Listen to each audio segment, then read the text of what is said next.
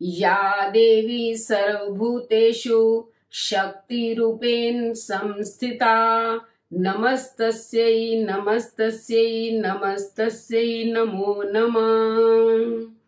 तो नमस्कार मेरे प्यारे प्यारे बच्चों, आप सबका हार्दिक हार्दिक स्वागत, अभिनंदन। तो बेटा आज मैं जो है करवा चौथ की कहानी और उसके बाद गणेश जी की कहानी सुननी चाहिए वो सुना रही हूँ। मैंने इसकी विधि, सरगी और तैयारी, उद्यापन वो अलग से जो है वीडियो अपलोड कर दी है, वो आप वहां से देख लेना। अब आज कथा सुनाऊंगी, तो आप भगवान गणेश जी का ध्यान करते हुए पहले करवा चौथ की कहानी सुनेंगे, उसके बाद गणेश जी की। पहले आप अच्छे से कहानी सुने, फिर चैनल को सब्सक्राइब करें, लाइक और शेयर करें, कमेंट करें और बेल आइकन के बटन को दबाएं ताकि अगली इसी प्रकार की कहानी का नोटिफिकेशन सबसे पहले आपको मिले। तो पहले हम सुनते हैं करवा चौथ की कहानी। एक साहूकार के 7 लड़के और एक लड़की थी। सेठानी के सहित उसकी बहुओं और बेटी ने करवा चौथ का व्रत रखा था। रात्रि को साहूकार के लड़के भोजन करने लगे तो उन्होंने अपनी बहन से भोजन के लिए कहा। इस पर बहन ने उत्तर दिया, भाई अभी चांद नहीं निकला है, उसके निकलने पर अर्घ देकर भोजन करूंगी। बहन की बात सुनकर भाइयों ने क्या काम किया, नगर से बाहर जाकर अग्नि जला दी और छलनी ले जाकर उसमें से प्रकाश दिखाते हुए उन्होंने बहन से कहा, बहन चांद निकल आया है, अर्घ देकर भोजन जीम लो। यह सुनकर उसने अपनी भाभियों से कहा कि आओ तुम भी चंद्रमा को अर्घ दे लो, परंतु वे इस कांड को जानती थी। उन्होंने कहा, बहन जी अभी चांद नहीं निकला, तेरे भाई तेरे से धोखा करते हुए अग्नि का प्रकाश छलनी से दिखा रहे हैं।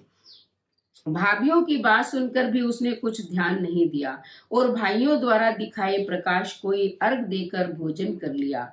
इस प्रकार व्रत भंग करने से गणेश जी उस पर अप्रसन्न हो गए। इसके बाद उसका पति सख्त बीमार हो गया और जो कुछ घर में था उसकी बीमारी में लग गया। जब उसे अपने किए हुए दोषों का पता लगा तो उसने पश्चाताप किया। गणेश जी की प्रार्थना करते हुए विधि विधान से पुनः चतुर्थी का व्रत करना आरंभ किया। श्रद्धा अनुसार सबका आदर करते हुए सबसे आशीर्वाद ग्रहण करने में ही मन को लगा दिया। इस प्रकार उसके श्रद्धा भक्ति सहित कर्म को देखकर भगवान गणेश उस पर प्रसन्न हो गए और उसके पति को जीवन दान देकर उसे आरोग्य करने के पश्चात धन संपत्ति से युक्त कर दिया।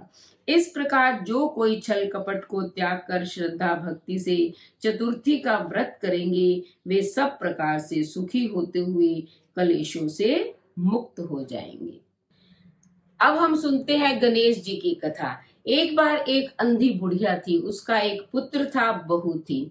तो बुढ़िया माई जो है प्रतिदिन गणेश जी की बहुत पूजा अर्चना करती थी और साक्षात गणेश जी प्रकट होकर बुढ़िया माई से कहते थे कि बुढ़िया माई तू कुछ मांग ले। बुढ़िया माई कहती मैं क्या मांगू, मुझे तो मांगना ही नहीं आता। तो उसने कहा कि किसी से पूछ ले, अपने बेटे से पूछ ले, बहू से पूछ ले, तू जो मांगेगी मैं वो तुझे दे दूंगा। तो बुढ़िया ने क्या किया कि अपने बेटे से कहा कि मुझे गणेश जी कहती है तू कुछ मांग ले, मैं क्या मांगू। तो पुत्र ने कहा कि धन दौलत मांग ले। तो माँ ने सोचा ये बेटे को तो धन की पड़ी रहती है। फिर अपनी बहू से पूछा तो बहू ने कहा कि माँ आप पोता मांग लो। तो उसने सोचा ये भी अपने मतलब की बात कर रही है, तो वो पड़ोसन के पास चलेगी। पड़ोसन से पूछा कि मुझे गणेश जी कहते हैं कुछ मांग ले, मैं क्या मांगू। मेरा बेटा तो कहता है धन मांग ले, बहू कहती है पोता मांग ले। तो पड़ोसन ने कहा कि बुढ़िया माई अब बुढ़ापे में क्यों तू धन दौलत मांगती है और क्यों ही पोता मांगती है। तू तो ऐसे कर, अपनी अच्छी यानी कि काया मांग, अपना स्वस्थ शरीर मांग और आंखों की रोशनी मांग। तो बुढ़िया माई को जो है अच्छी बात लगी, पर फिर उसने कहा चलो ऐसे मांगती हूँ कि जिससे मेरा बेटा भी खुश हो जाए, बहू भी खुश हो जाए और मेरा यानी कि मेरी ये पड़ोसन भी खुश हो जाए और मुझे मेरा शरीर भी अच्छा स्वस्थ मिल जाए, मेरी आंखों की रोशनी, जिससे सब कुछ खुश हो जाए, मैं वो मांग लेती हूँ। तो अगले दिन गणेश जी आए तो बुढ़िया माई ने पता है क्या मांगा। बुढ़िया ने कहा कि हे गणेश जी महाराज, यदि आप मुझ पर प्रसन्न हैं तो मुझे 9 करोड़ की माया दे, निरोगी काया दे, अमर सुहाग दे, आंखों में प्रकाश दे, नाती पोता दे और समस्त परिवार को सुख दे और अंत में मोक्ष दे।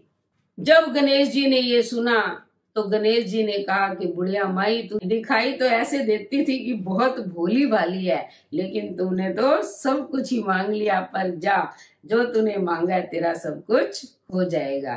तो ऐसे जो है बुढ़िया माई की आंखें भी आ गई, उसके पास धन दौलत भी हो गया, उसके पोता भी हो गया।